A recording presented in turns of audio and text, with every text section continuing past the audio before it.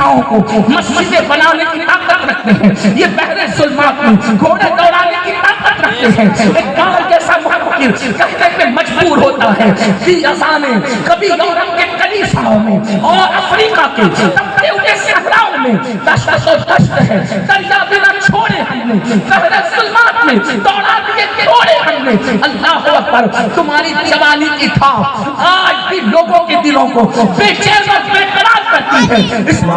آلہ و اصحابہ الطیبین الطاہرین، اما بعد، فاعوذ باللہ من الشیطان الرجیم، بسم اللہ الرحمن الرحیم، ثم لتسألن یومئذ عن النعیم،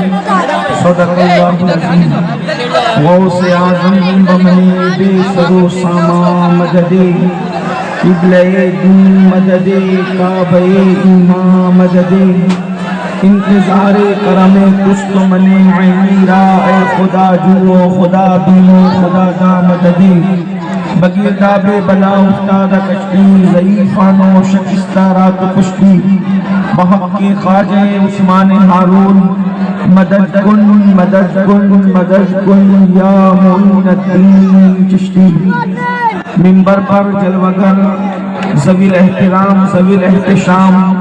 حضرات علماء کرام، حاضرین محفل، پردہ نشین ماؤں اور بہنوں، السلام علیکم ورحمۃ اللہ وبرکاتہ۔ انتہائی احترام و عقیدت کے ساتھ اپنے اور ساری کائنات کے مرکز عقیدت، انیس بے کساں چارہ ساز درد منداں، ہم غریبوں کی غم گسار، ہم فقیروں کی ثروت، شہر یار کرم، تاجدار حرم، نو بہار شفاعت، شب اسرا کے بھولا نو شہر بزم جنت، دانائے سبل مولائے کل ختم الرسل، خسرو خوباں سیاح لامکاں وجہ کن فقام، درد اللہ مکنون سر اللہ المخزون، عالم ما کانا وما یکون، آب و گل انبیاء جانو دل اصفیاء، مطلع ہر سعادت مقنع ہر سیادت، خلاصہ کائنات فخر موجودات، حضور مد مجتبی محمد مصطفیٰ، ارواحنا فدا صلی اللہ تعالی علیہ وآلہ وصحبہ وبارک وسلم کی بارگاہ بے کس پناہ میں جس طریقے سے پڑھاؤں بلند آواز سے میرے ساتھ مل کر پڑھیں، الصلاۃ والسلام علیک یا رسول اللہ، الصلاۃ والسلام علیک یا نبی اللہ، الصلاۃ والسلام علیک یا حبیب اللہ، وعلا آلک و اصحابک یا نور اللہ، صلی اللہ تعالی علیہ وسلم۔ دن لہو میں کھونا تجھے، شب صبح تک سونا تجھے، دن لہو میں کھونا تجھے، شب صبح تک سونا تجھے، شرم نبی خوف خدا، یہ بھی نہیں وہ بھی نہیں، رزق خدا کھایا کیا، فرمان حق ڈالا کیا، شکر کرم ترس سزا، یہ بھی نہیں وہ بھی نہیں، اور ڈر تھا کہ عصیاں کی سزا، اب ہوگی یا روز جزا، دی ان کی رحمت نے سزا، یہ بھی نہیں وہ بھی نہیں۔ الحمدللہ اللہ عز و جل اس کے محبوب صلی اللہ علیہ وآلہ وسلم وبارک وسلم کے کرم سے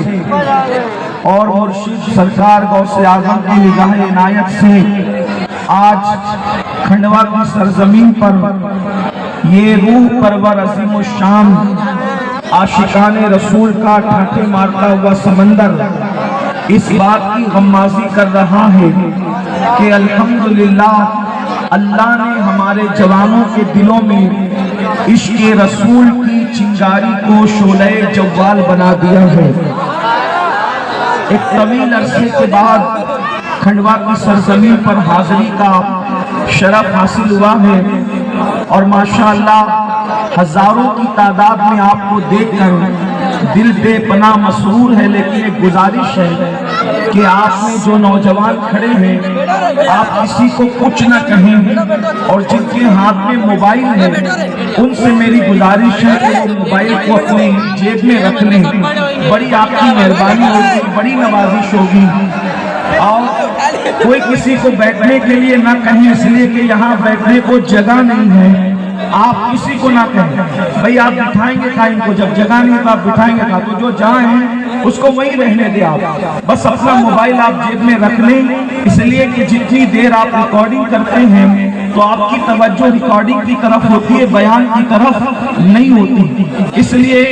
جو ہے وہ آپ حضرات توجہ کے ساتھ اگر بیان سننے آئے ہیں تو آپ توجہ کے ساتھ جو وہ بیان کو سنیں۔ ایک بار ذرا سب عاشقوں کی طرح بلند آواز سے درود شریف پڑھے تو گفتگو آگے بڑھے۔ اللہم صلی علی سیدنا و مولانا محمد المعدن الجود والکرم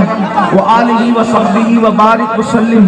صلاۃ و سلام علیک یا جد الحسن والحسین وعلی آلک واصحابک یا جد الغوث الثقلین۔ میرے پیارے آقا صلی اللہ علیہ وآلہ وسلم کے پیارے دیوانوں، یہ ہمارے برادر عزیز سہیل بھائی بار بار کئی سالوں سے اصرار کرتے رہے، لیکن آج اللہ نے آنا مقدر فرمایا تھا، آج اللہ نے حاضری کا شرف عطا کیا۔ جس آیہ کریمہ کی تلاوت کی گئی ہے اللہ تبارک و تعالیٰ اس کے متعلق مجھے حق کہنے اور آپ سب کو حق سن کر اس پر عمل کرنے اور اسے عام کرنے کی توفیق عطا فرمائے۔ جس آیہ کریمہ کی تلاوت میں نے کی ہے اس میں اللہ تبارک و تعالیٰ نے ارشاد فرمایا ثم لتسألن یومئذ عن النعیم۔ چونکہ ایک آیہ کریمہ کے ایک روایت کے مطابق 60 ہزار معنی اور مفہوم ہے، اور ایک روایت کے مطابق 70 ہزار معنی و مفہوم ہے، بلکہ ہم تو یہ کہتے ہیں قرآن مقدس کے مفاہیم اتنے کثیر ہیں اللہ اکبر کہ معنی بیان کرتے کرتے زندگیاں ختم ہوگی، لیکن قرآن مقدس کی جو ہے وہ جو بغیر کنارے کا سمندر ہے قرآن، اس کی تہ تک کے کوئی پہنچ نہیں سکتا۔ اللہ پاک ارشاد فرماتا ہے، توجہ سے سننا، میرا رب فرماتا ہے تم سے قیامت کے دن نعیم کے بارے میں پوچھا جائے گا، ثم لتسألن یومئذ عن النعیم، تم سے قیامت کے دن نعیم کے بارے میں پوچھا جائے گا۔ مفسرین فرماتے ہیں نعیم سے کیا مراد ہے؟ کسی نے کچھ کہا، کسی نے کچھ کہا، کسی نے کچھ کہا۔ ایک قول یہ بھی ہے کہ تم سے قیامت کے دن اللہ تبارک و تعالیٰ تمہاری جوانی سے متعلق سوال فرمائے گا، اور اس کی جو ہے وہ ایک تائید حدیث مبارکہ میں یہ بھی ملتی ہے کہ اللہ رب العزت ایک انسان سے قیامت کے دن سوال کرے گا اس وقت جب زمین اس کے پیروں کو پکڑ لے گی اور زمین چھوڑے گی نہیں جب تک کہ وہ ان سوالوں کا جواب نہ دے دے۔ پہلا سوال یہ ہوگا تو نے اپنی عمر کہاں گزاری، اور اس کے بعد پھر دوسرا سوال ہوگا تو نے اپنی جوانی کہاں گزاری۔ حالانکہ عمر کے اندر انسان کی جوانی آ جاتی ہے، مگر الگ سے جوانی کا سوال کر کے گویا کہ انسان کو جتایا جا رہا ہے کہ زندگی کے تمام لمحات اپنی جگہ ہیں، لیکن جوانی کی بڑی اہمیت ہے۔ جوانی کیا ہے؟ انسان جب بچہ ہوتا ہے تو اس کے جسم میں طاقت اتنی نہیں ہوتی، انسان جب بوڑھا ہوتا ہے تو اس کے جسم میں بھی اتنی طاقت نہیں ہوتی۔ جب بچہ ہوتا ہے تو کسی کا محتاج ہوتا ہے، اور جب بوڑھا ہوتا ہے تب بھی کسی کا محتاج ہوتا ہے، لیکن اللہ اکبر جب انسان جوانی کی دہلیز پر قدم رکھتا ہے تو اللہ اس کے پورے وجود میں طاقت عطا کرتا ہے، اس کے پورے وجود میں قوت عطا کرتا ہے۔ اللہ جوانی وہ ہے کہ انسان جوانی کے اندر پہاڑوں کو ریزہ ریزہ کرنے کی صلاحیت رکھتا ہے، انسان جوانی کے اندر اتنی قوت رکھتا ہے اگر کسی کو زیر کرنا چاہے تو زیر کر سکے۔ انسان جوانی میں اتنی قوت رکھتا ہے اگر تخت و تاج کو اپنے پیروں تلے روندنا چاہیں تو اللہ اکبر وہ تاجدار بھی بن سکتا ہے اور صاحب تخت بھی بن سکتا ہے۔ اے میری قوم کے جوانوں، اس ہزاروں کے مجمع کے اندر میرے سامنے اکثریت جوانوں کی ہے۔ اے میری قوم کے جوانوں، جوانی کی بڑی اہمیت ہے، اسی لیے تو یہاں تک فرمایا گیا ان جوانوں کو قیامت کے دن اللہ عرش کا سایہ عطا فرمائے گا جنہوں نے اپنی جوانی کو اللہ کی عبادت میں گزارا ہوگا، جنہوں نے گناہوں سے بچ کر گزارا ہوگا، جنہوں نے خشیت ربانی کے ساتھ گزارا ہوگا۔ اللہ اکبر، جوان کیا ہے؟ جوانوں سے